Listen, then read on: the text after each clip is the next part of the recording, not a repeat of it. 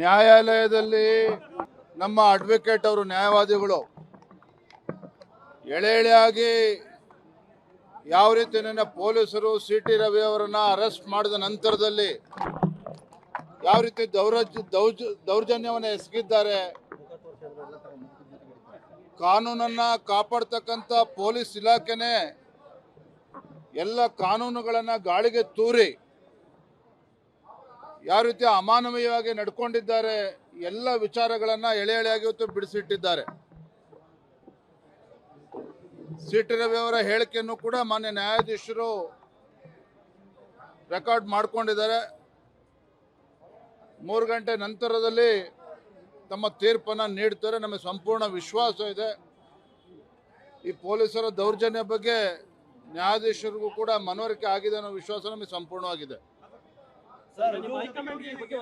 Direction ಮೇಲೆ ನಡೀತಾ ಅಥವಾ ಇಡೀ ಒಂದು ಪ್ರಶ್ನೆ ಪೊಲೀಸರು ತನಿಖೆಯ ಭಾಗವಾಗಿ ನಡೆಸಿದ್ದಾರೆ? ಡೈರೆಕ್ಷನ್ ಇಲ್ದೇನೆ ನಡೆಯೋದಕ್ಕೆ ಸಾಧ್ಯನೇ ಇಲ್ಲ.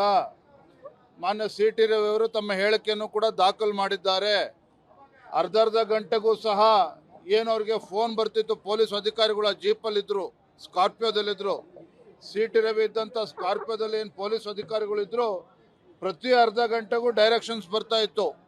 ಯಾರಿಂದ ಬರ್ತಾ ಇತ್ತು ಇದು ಕೂಡ ತನಿಖೆ ಆಗಬೇಕು. ಅದಕ್ಕೆ ಅಶೋಕ್ ಅವರು ಹೇಳಿದ್ದು CBI ತನಿಖೆ ಆಗಬೇಕು ಅಂತೇಳಿ. ಇವತ್ತು ಕಾಂಗ್ರೆಸ್ ಸರ್ಕಾರ ಕಾನೂನನ್ನು ದುರುಪಯೋಗ ಪಡಿಸ್ಕೊಂಡು ಜನಪ್ರತಿನಿಧಿಗಳ ಮೇಲೆ ಒಂದು ಪ್ರಹಾರವನ್ನು ಮಾಡ್ತಕ್ಕಂಥ ಏನು ಕೆಲಸ ಮಾಡಿದೆ, ಖಂಡಿತ ಇದು ಅಕ್ಷಮ್ಯ ಅಪರಾಧ. ಇದು ಸೂಕ್ತವಾಗಿರ್ತಕ್ಕಂಥ ತನಿಖೆ CBI ತನಿಖೆ ಆಗಲೇಬೇಕಾಗ್ತದೆ.